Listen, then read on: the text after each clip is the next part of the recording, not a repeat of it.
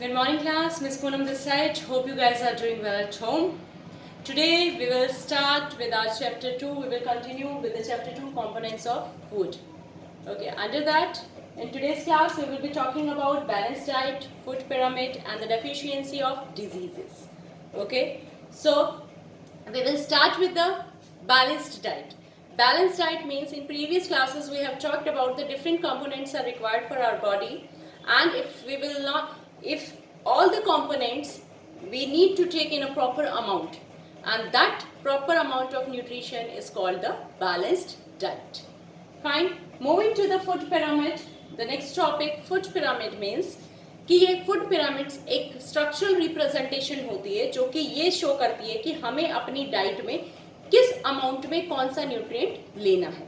ठीक है, सबसे पहले अगर हम इस फूड पिरामिड को देखें तो इस तरीके से ट्रायंगल शेप में बनता है. यहाँ पे सबसे नीचे वाला जो पोर्शन होता है, सबसे नीचे जो पोर्शन होता है ये ट्रायंगल शेप में होता है. I hope this visibility will not be there much, so I try to explain like this only. So एक ट्रायंगल शेप में होता है, और ट्रायंगल शेप में क्या रहता है, जो सबसे नीचे वाला पार्ट होता है वहां पे सबसे ज्यादा सीरियल्स शो करता है, क्योंकि हमारी बॉडी को सबसे ज्यादा कार्बोहाइड्रेट्स की नीड होती है.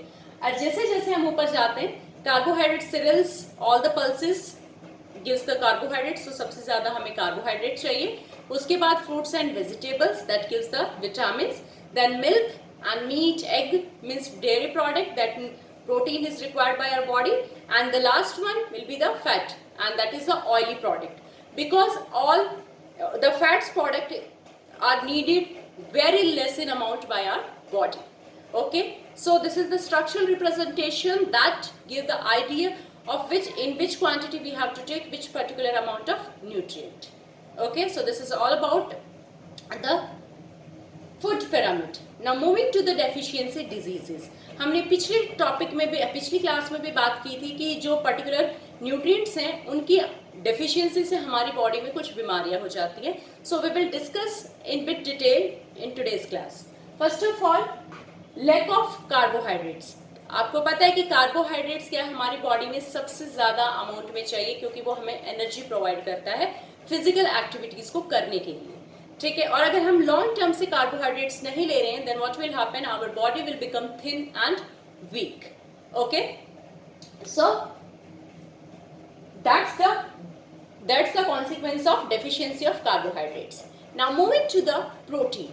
प्रोटीन की डेफिशिएंसी से क्या हो जाता है, वैसे तो बॉडी ग्रोथ के लिए बहुत ज़्यादा इंपॉर्टेंट होता है, हम पढ़ चुके हैं इस बारे में, लेकिन अब बहुत लॉन्ग टर्म तक अगर प्रोटीन नहीं ले रहे हैं, then it will lead to the two dangerous diseases that can be the kwashiorkor or the marasmus.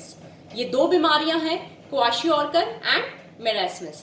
kwashiorkor में क्या होता है कि हमारा जो belly part होता है वो swallow हो जाता है, and the rest body parts, our limbs will become very weak. Limbs means our hand and legs. ठीक है, हाथ पैर बहुत thin रहते हैं और जो belly part है वो swallow हो जाता है. और मेरास्मस में क्या होता है कि एंटायर बॉडी ग्रोथ जो होती है वो बिल्कुल रुक जाती है, बॉडी अंडरवेट चली जाती है, एक्सट्रीमली अंडरवेट चली जाती है. That's the marasmus. So this is the disease caused by the lack of protein. Moving to the vitamin. Different vitamins are there. Vitamin A, vitamin B, vitamin C, vitamin D and vitamin K. Okay, so we will discuss about all the vitamin. If we will talk about the vitamin A, what will happen, lack of the vitamin A lead to the lack visibility of our eyes. हमारी आंखों की जो रोशनी होती है उसमें कमी आ जाती है. It cause the night blindness. ठीक है, और ये किससे हमें मिलती है, ग्रीन वेजिटेबल से मिलता है विटामिन ए. ठीक है, तो आई साइट को प्रॉपर मेंटेन रखने के लिए we have to take the green vegetables. Moving to the next one, that is the vitamin B. Under the vitamin B we have this two sub components, vitamin B1 and vitamin B12. B1 lead to the beriberi, means the over watering of the mouth it can be caused, and vitamin B12, that's a major component because it help in the formation of red blood cells, RBCs means our blood की formation जो है वो vitamin B12 से होती है. यहाँ पर एक छोटी सी इंफॉर्मेशन एड ऑन करते हैं. जो आरबीसीज होती है वो कौन से बॉडी पार्ट में डेवलप होती है, ये जो फॉर्मेशन है that is done in the left thigh where the bone marrow is present. तो बोन मैरो में ब्लड की फॉर्मेशन होती है with the presence of vitamin B12। अगर B12 नहीं ले रहे हैं तो ब्लड की फॉर्मेशन कम हो जाएगी, it will lead to the anaemia. Okay, so now moving to the vitamin C. Vitamin C can lead to the scurvy. Scurvy means it will lead to the bleeding gums. जो gums होते हैं हमारे, जो ये गम part होता है, इसमें से ब्लीड आना स्टार्ट हो जाता है। और विटामिन सी किसमें ज्यादा प्रेजेंट होता है? Abundant amount of vitamin C present in the citrus fruit. जितने भी खट्टे फ्रूट होते हैं जैसे ऑरेंज है, लेमन है, इनमें क्या है? विटामिन सी बहुत एक्स्ट्रा अमाउंट में प्रेजेंट होता है। If we will talk about the vitamin D, we have one small misconception about the vitamin D and that is the कि विटामिन डी जो है वो हमें सनलाइट से मिलता है, लेकिन फैक्ट ये नहीं है। फैक्ट ये है कि जब हमारी बॉडी सनलाइट में एक्सपोजर होती है, कि जब हम सनलाइट में जाते हैं, then the underneath skin layer it start synthesize the vitamin D.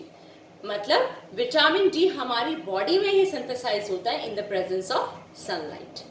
Okay, so moving to the next one, vitamin K. Vitamin K deficiency lead to the haemorrhage. What about this? मतलब vitamin K जो है वो blood clotting में help करता है।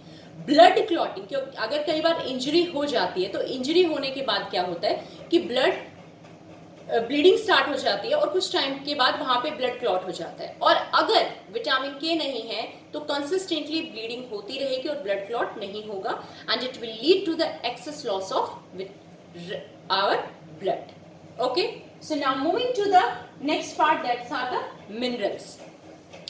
Minerals, there are a lot of minerals are present. We will talk few important minerals. First one, calcium, potassium, iron, then sodium, phosphorus and iodine. We will talk about these important nutrients. Okay, so first of all, if we will talk about the calcium, calcium is needed by our teeth, the dentine layer.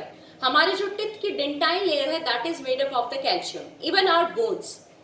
If there will be deficiency of the calcium, it will lead to the bad teeth and the weak bones. Okay, and the next one, phosphorus. Phosphorus is also required for our teeth. If we are not taking the abundant amount of phosphorus, then it will lead to our bad teeth formation. Okay, now iron.